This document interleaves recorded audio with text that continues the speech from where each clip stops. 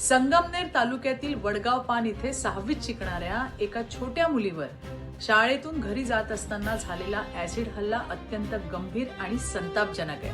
ही घटना मानवतेला काळिमा फासणारी आहे। या चिमुकलीच्या आईशी मी स्वतः बोलले। तिला रुग्णालयात दाखल करण्यात आले असून तिच्यावरती उपचार सुरू आहेत। तिला सर्वोत्तम वैद्यकीय मदत मिळेल याची शासनाकडून पूर्ण काळजी घेतली जाते। तिच्या कुटुंबालाही आवश्यक ती मदत दिली जाईल।